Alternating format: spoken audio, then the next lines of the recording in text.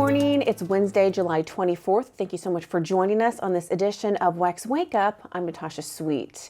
Israeli Prime Minister Benjamin Netanyahu's joint address to Congress today is expected to put the division within the Democratic Party on full display.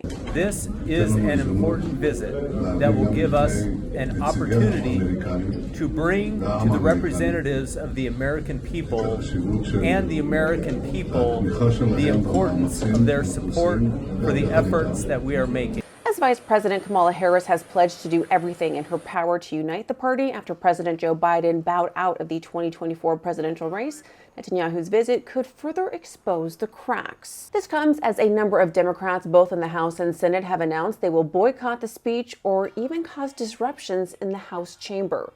Israel and the war in the Middle East have sparked tensions among House and Senate Democrats. The Israeli Prime Minister's visit today is expected to spark protests for what organizers have called a day of rage over the war in Gaza. House Speaker Mike Johnson warned members the House will be operating under a zero-tolerance policy for disturbances in the building. Biden and Kamala rescheduled their visit with the Prime Minister for Thursday. Netanyahu will visit Trump in Mar-a-Lago on Friday. Former President Donald Trump has filed a complaint against Harris and Biden, accusing them of violating campaign finance laws. The question is, can Harris inherit the $91.5 million left over from what was the Biden campaign? Some campaign finance lawyers jumped to conclusions Harris has a legal claim to the campaign funds.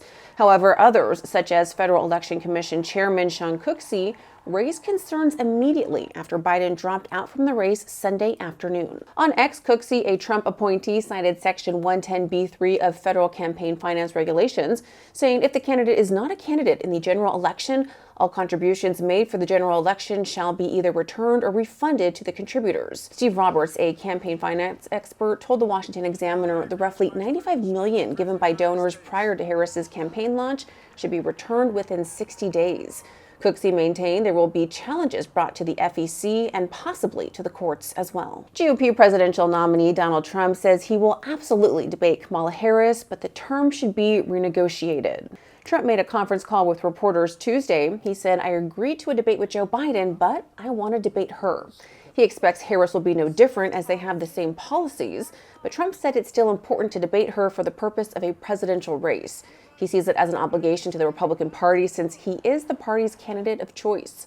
While Trump offered to debate Harris more than once, he mentioned not being thrilled about the debate airing on ABC. Trump has yet to agree to any terms to a debate against Harris, but did say he supported a debate between presidential candidates in general. Well, thank you so much for joining us on this Wednesday morning. For more stories, be sure to head on over to our website and give us a follow on social media so you can stay in the know and all that's trending in politics. Have a great day.